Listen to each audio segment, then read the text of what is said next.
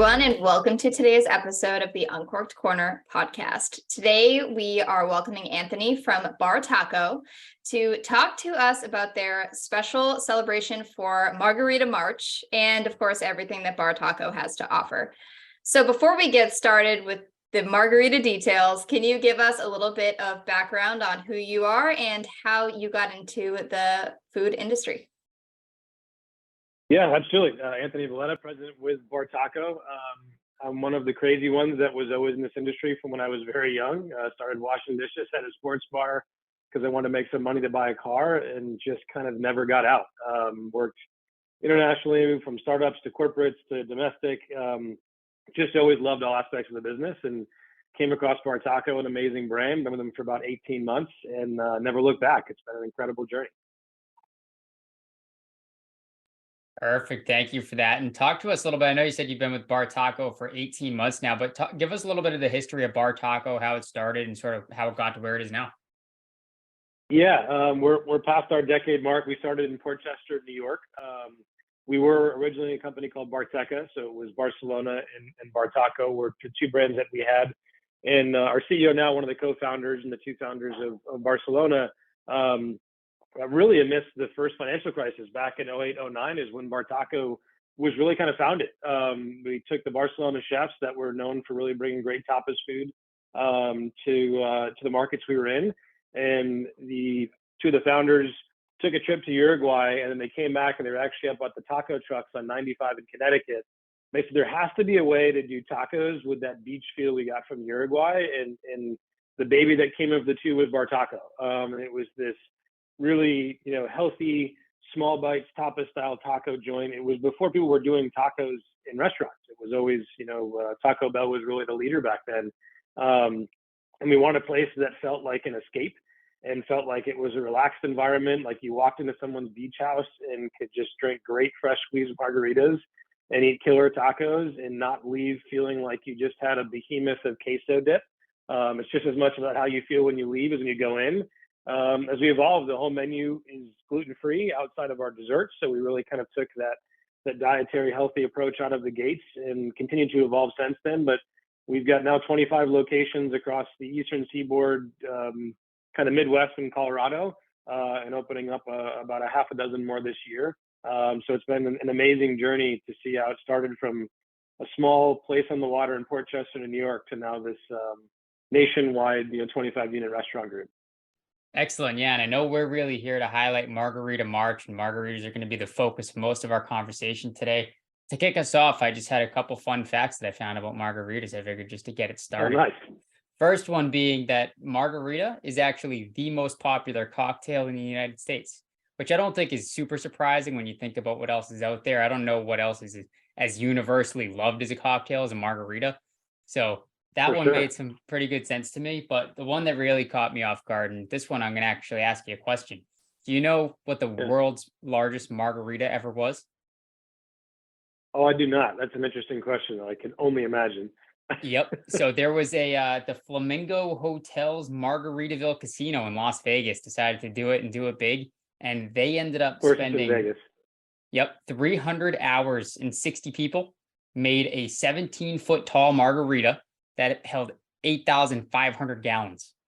So that was that's a large margarita. I want to be at the party that drank that afterwards. I was going to say, who is drinking this margarita? But I will say, literally, I know with Bartaco, a big point from everything that we tasted when we were testing the margaritas was freshness. And 300 hours to make one margarita couldn't have been the freshest produce that was going into that one. Most likely not. Most likely not. It's actually funny. Tequila has now surpassed vodka in the United States as the number one selling spirit. Another interesting fact, which is not a surprise given the normal cocktail features we've been seeing. Absolutely. And I'm a huge tequila drinker myself. And since that's kind of the cornerstone of all of these margaritas, let's talk a little bit about that. So I believe it's Lil Abuela that you guys have as your house tequila. Tell us a little bit about that and how that came to be. Yeah, so back in the Barteca days, we had a beverage director named Gretchen who went down and was looking for a Joven tequila and kind of helped create this blend that we call Libelula, which actually translates to dragonfly in Spanish, which is our logo. So you can kind of see the synonymous nature of it. and we were utilizing that in our house margarita. And since then, Libaloo has grown to amazing feats, and we've grown with them, and they've been an amazing partner.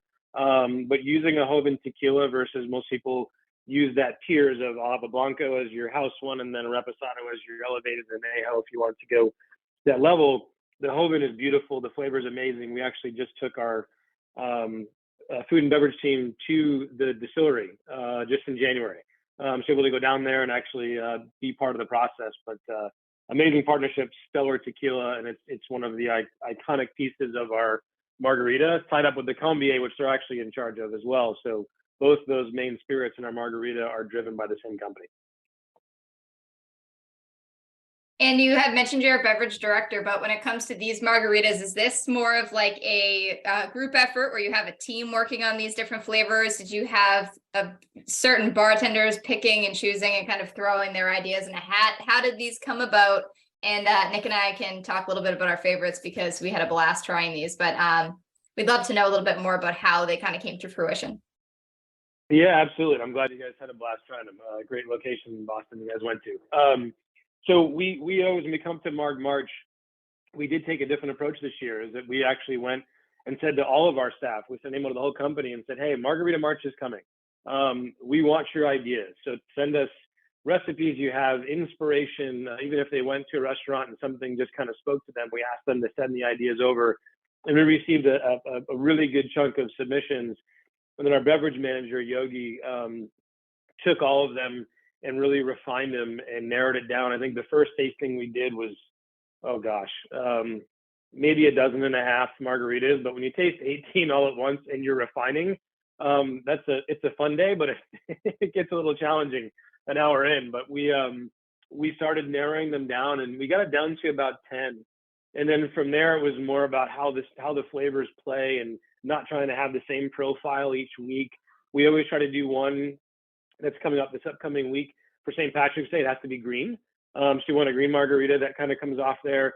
And then we always kind of finish with a staple, something that we think is really going to stay on the menu. And each year we've had one. The Pineapple Express was last year, was our best-selling one of the 5 weeks, and that actually stayed in the menu for the entire summer. So not only do we get submissions from our staff, but then we allow the guests to kind of determine what's going to stay on the menu because they tell us by the order. So it's been really fun to kind of see how it evolves every year. It's a little bit different. And speaking of the green cocktail, I thought it was so interesting that one of them was more of the consistency and kind of idea of was similar to a green smoothie. So it was a little bit on the creamier side. That was the first time I've ever seen a margarita that was that texture and made that way. Of course, they walked us through it, but do you think that's something that you'll continue working on and adding to the menu, or is that kind of just something that you're testing out for fun? We always test for fun. Like we tried an avocado margarita one year, like totally fun and different. So we're not objective to trying anything, and it's a fun time for us to do some R&D, and people are excited. You know, spring is coming, and National Margarita Day is the kickoff of it. And I think for us, we're always looking for ways to innovate and get creative, but not stray too far away from who we are at our heart and soul, which is really simple, really quality ingredients. Absolutely. And I know you guys have a few, and it seems like every week you're featuring a different one throughout March. So take us through the 5 options here, just a quick rundown of each of them. And you don't have to go crazy with all of the individual ingredients, but the general flavor profiles that you're getting out of each of them. Yeah, I think each one we went, a little bit different route, but the melon and berry was kind of the theme if you look at a lot of what we did. But we had a drink that will come on the menu later on this year, but it's called Smoke in the Water. And people love that watermelon margarita flavor. So we wanted to find some way to grab that margarita watermelon flavor and use that as kind of a base. So that was the premise on one of our cocktails. The other one was kind of this wild berry feel of like, how do you take all these beautiful, strawberries, blueberries, blackberries, all these things that we were playing around with individually. We said, how do we pull that kind of into one and really make that something that, comes forward? And that kind of inspired our second cocktail. The third piece, and I've gotten a lot of slack, especially from my wife. We didn't call it Lavender Haze after Taylor Swift's song or whatever it may be, but we found some inspiration from those flavors from that lavender syrup, and we thought it was just a little bit different, and it really created like a nice depth to the margarita and balanced off the remaining ingredients. And then with the St. Patrick's Day one, Yogi, our beverage director, he was like looking into drinks, and he had a rosemary one, and he had a kiwi one, and then he had a vanilla syrup, and all of a sudden he's like, what if I just took this and put it all together? And we're like, I don't know, let's give it a try. And we're sitting there at the bar, and all of a sudden everything came together, and this depth of flavor with all of those together was really cool, and not something you'd think that would go together in a glass. Like none of those normally you'd sit down and say, let's put these together. It seems normal. And it kind of created that interesting texture that Bianca, you talked about. So it was really fun. And oddly enough, the last one, we were going to repeat the Pineapple Express to launch it for the season. But yellow chartreuse is actually on a really, really tough demand right now. You can't get yellow chartreuse. And we got inspired by this green juice that we see everywhere, right? All these juice shops, and it's coming to be the new craze. And we said, what if you could have your vegetables and your tequila too? So we worked on building a really fresh made green juice that we've seen out in, health stores and in places across the country, and replaced our fresh squeezed lime with that and our tequila. And we drank and we're like, oh my God, this is it. With a little tahini rim that gives it a nice little type of flavor, that depth of flavor. We had it, and oddly enough, little known secret, we opened our East Nashville store, and they're not doing March, but we opened with the green margarita as their feature, and it outsold our regular margarita its first week opening. So that's the last one that's coming up. We're real excited about it, but every flavor kind of different story, and the names, we let our beverage manager come up with the names of them, and each one actually was some sort of inspiration. One was an apartment he grew up in when he first started with Bartaco. So we named it after the address from there. So everything's got a fun kind of cool story behind it, but we like to kind of take its own shape and let the guests take it for what they think during their time, trying each margarita week after week. And they're all so colorful. I think that was my favorite part was, you can get a classic spicy margarita, and it's typically just a very neutral, like light, almost white-ish color. And Nick and I love a spicy margarita. We've had different tequila brands on here. We've talked about them. We've made them. But these were just so vibrant. I don't even know the first thing about making a drink that is that colorful. We're working on it. We're getting better, but it's for anyone who hasn't seen them. If you go on Bartaco's social feeds, you can see tons of pictures. You guys do a great job with videos and kind of being able to see everything. They are the most colorful margaritas I've ever seen in a lineup. So a lot of fun just to look at them. We obviously took lots of pictures, and we'll be sharing those too, but I just had to point that out because for anyone that's just listening that might not have seen them yet, definitely worth giving them a look.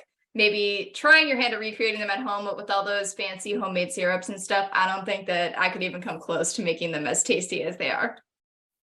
No, we love that part, and honestly, everything that we use, it's all fresh squeezed, all fresh made juice. So those berry flavors, that watermelon, and all those things, it's as fresh can be. So that's where you get those really big colors. I think you eat with your eyes too, right? Those come to the table, and you saw them, when you photograph them, they pop. And we love when we lined up that vertical for some of our photography you'll see on Instagram. It just looks so cool. It's like this beautiful margarita rainbow.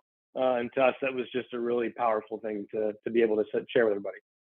Absolutely. And when it comes to freshness too, I know with the green margarita in particular, they were telling us, the bartender that was making, about the shelf life being only a few hours there. So making multiple batches of that juice to make sure it's as fresh as possible throughout the day, which we thought was really cool, kind of having one for the lunch and one for the evening there.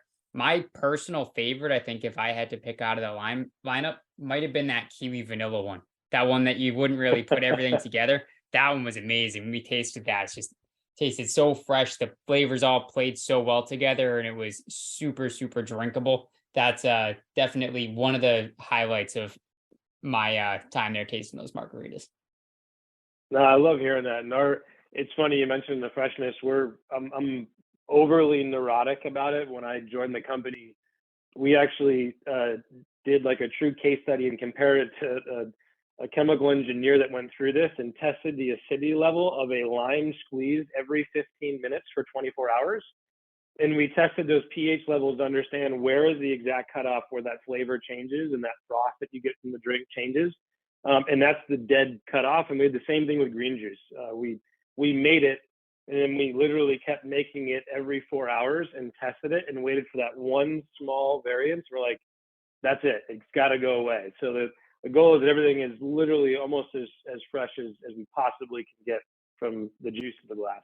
Yeah, it's amazing. And then one of the things that definitely leads to that also impressed me, and this isn't necessarily a Bartaco only thing, but those juicers that they had there, at least in that Boston location, I think they were called the Roshans or something. I don't have a bartending background, but those crazy juicers, they were getting those going, and it was amazing. It was the most efficient squeezing. I would make a lot more fresh squeezed drinks if I had one of those at home. And it's definitely being added to my bar soon. They're amazing. You can always tell a Bartaco bartender because one arm's really big from squeezing so many juices. But it's on Cinco de Mayo last year, I'll never forget. I was in our store in Atlanta and I was helping prep, and Yogi, our bar manager, has done this for 8 years, was squeezing limes next to me, and I couldn't keep up. And like I had calluses on my hands, and like, but it makes a difference. I mean, if you taste a margarita fresh from our bar, and then you taste a margarita that with lime juice even a day old, it is like night and day. And we're fanatical about making sure our guests get that exceptional lime juice.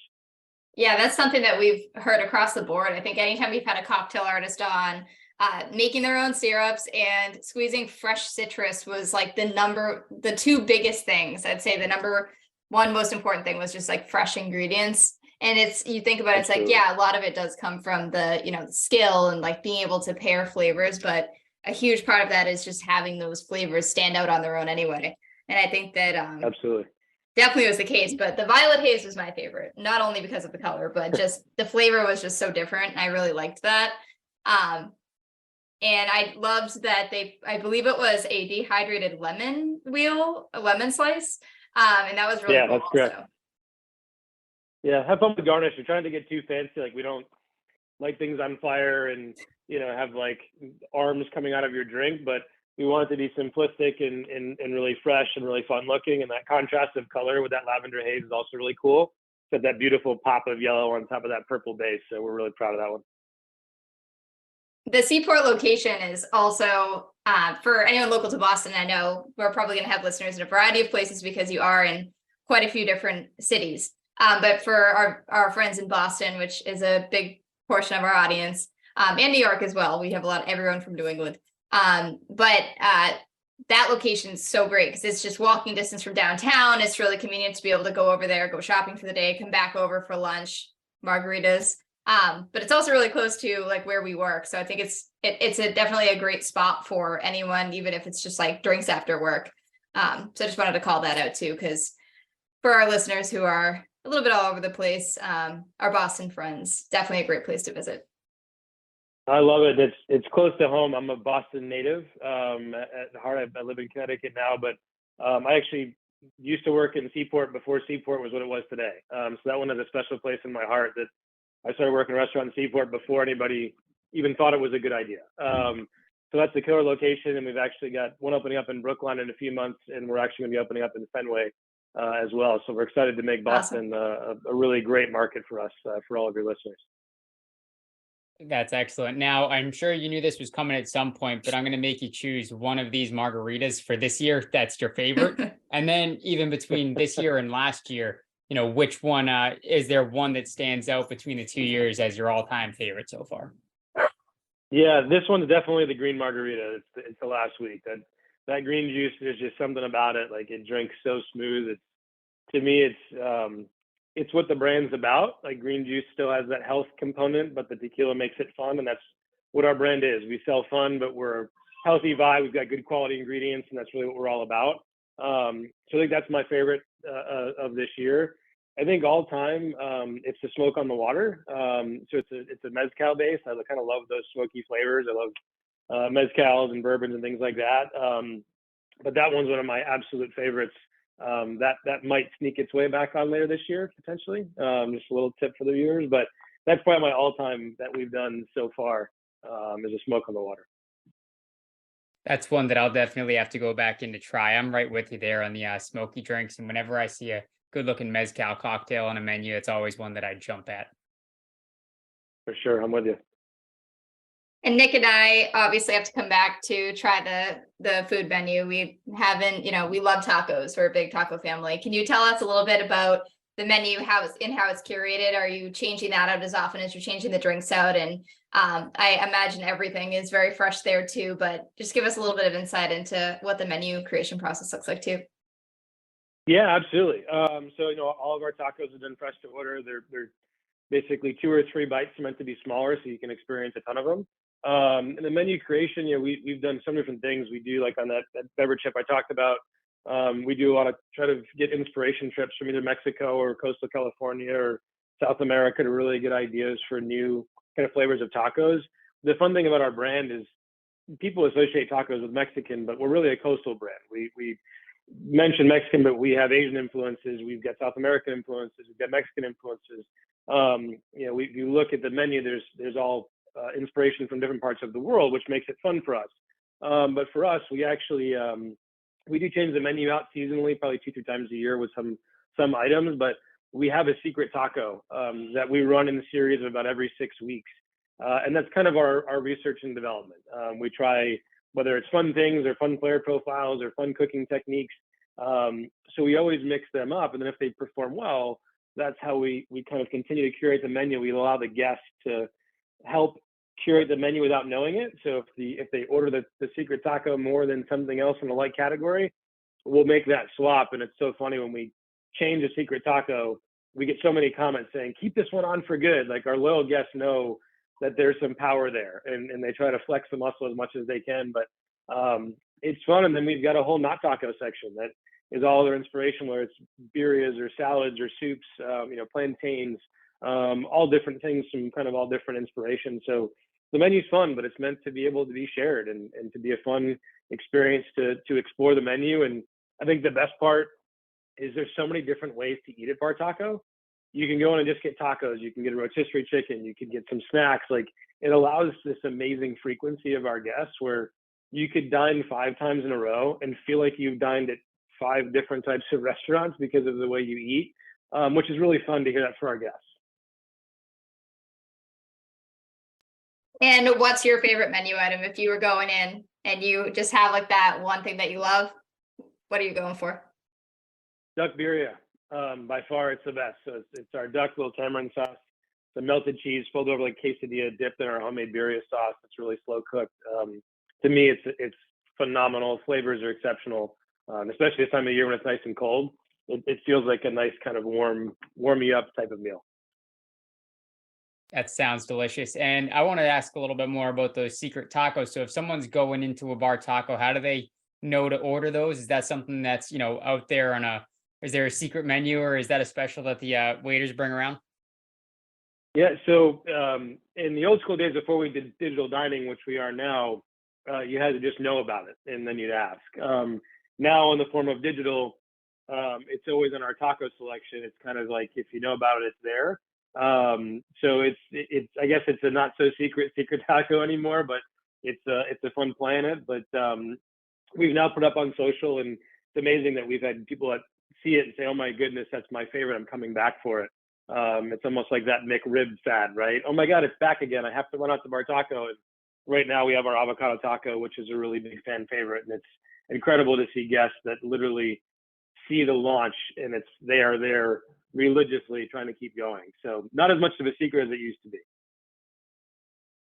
And the environment inside of Bartaco is really, I want to say, like laid back, but also just like a great friendly kind of environment that you just want to hang out in. I imagine that's the vibe you're going for, but when we haven't been to any of your other locations. So when it comes to the actual location and like place setting of that, what can our listeners expect to find when they're going to dine out at a Bartaco? That's a great question. Like I said earlier, Bartaco is meant to be an escape. Like, we want you to feel like if you didn't know any better, your toes were in the sand, and there's some fun kind of vibe, beachy music playing behind you. And we've got all these design features that are really meant to enhance that, from the basket lights in all of our locations, right down to the natural wood countertops and different wood pieces. All of the art in the restaurants is actually all from one of our founders, Sasha, from his travels around the world. So it's meant to kind of transport you to all these cool places. So the feel is exactly that. It's meant to have a vibe. It's meant to feel super relaxed, super beachy, but really fun.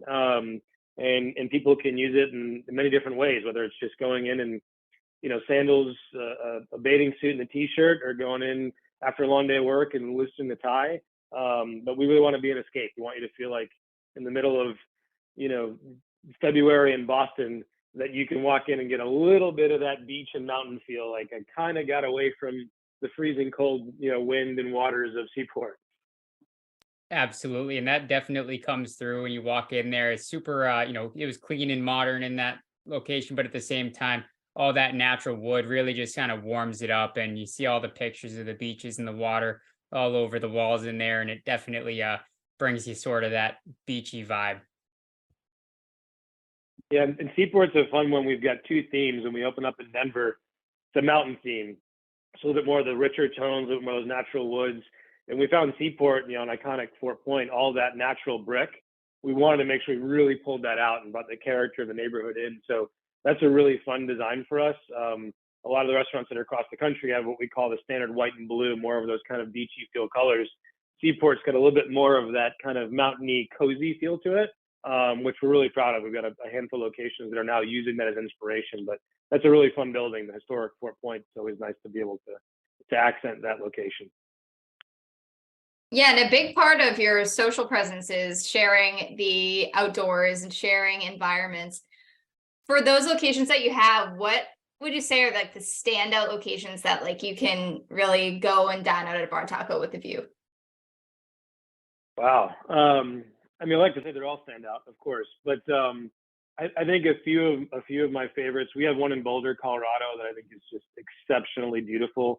It has that mountain feel. We've got 2 stories of all glass. The basket lights look like they're floating. Interior has got this really beautiful, all wood walls. It just feels incredible. We opened up in Wynwood in Miami, a really, really special design building. We actually have a secondary concept called Parada, kind of a grab and go taco place as part of it. But the wood that we actually made the bar of was pulled from the bottom of the Hudson River. It was these old railroad track wood, and we actually reclaimed it, and it's this beautiful natural finished wood top. The feel of it's just so cool. It's an amazing neighborhood in Wynwood. We've got this beautiful mural outside. So it's hard to say which one is kind of the iconic, because each one of them we try to take a little piece of the community that surrounds us and bring it in. Whether that's Fort Point with the natural brick, whether that's Wynwood with this beautiful graffiti mural. Everyone kind of takes a little piece of the community with it. So it's hard to pick a favorite. It's like picking your favorite child, right? You can never really do it, but we've got some amazing ones to see. And you've been there for, you said 18 months. So before you joined Bartaco, were you very familiar with, I know you were still in the F&B space, but were you familiar with the kind of like Mexican/Spanish inspired food style, or is this something that you just jumped into head first? No, very familiar. I've been following Bartaco for a long time. I've always been really admired what they've done from Barcelona and Bartaco. So I was extremely familiar with the brand in general and with the way of dining, very much so. I studied abroad and spent some time in Spain and really got to appreciate, that style of dining even before it was a big thing in the United States. I worked for a Michelin chef out of San Francisco, and his inspiration and creativity just led so many amazing ideas. And we actually had built a concept around the tapas style of dining, but using international barbecue as a flavor. So I've always been infatuated with it. I think it's about an experience, and you experience when you dine out is just as much about who you're with and how you experience the food together. So to me, I think it's a cool way to sit at the table and we all get to experience the food in a different manner and light. And I think that's why the States are so craved now by this element of sharing and community at a table. And it really speaks to our brand. And when you're not having tacos and margaritas, what is your personal go-to for cuisine style? Man, that's a tough one. I love sushi. If I wasn't eating tacos, I could probably eat sushi every day. But as an Italian at heart, of course, it's kind of hard to pass up a really nice plate of fresh made pasta. Well, that's all great. I can't pass up a plate of pasta either. I think I've had pasta 3 nights in a row. We appreciate you coming on. Is there anything else you'd like to share with our listeners before we wrap the episode? No, super excited to have you all in, and super excited to have you all give feedback on the margaritas. We're looking forward to entering a bunch of new neighborhoods. You'll be seeing us in Charleston, South Carolina, Bucktown, Chicago, and Coconut Grove, Miami, all coming up really soon. So we're super excited to grow, and really thankful for you guys to have me on and talk about our margaritas. And yeah, really appreciate it. Absolutely. Well, thank you again for taking the time to come on and join us. We'll look forward to posting. I know we got some great videos of the margaritas being made in action, so that's going to be cut together and posted pretty soon. But again, thank you so much. We look forward to trying even some of the new locations here and getting back to Bartaco. Cheers. Cheers. Thank you so much.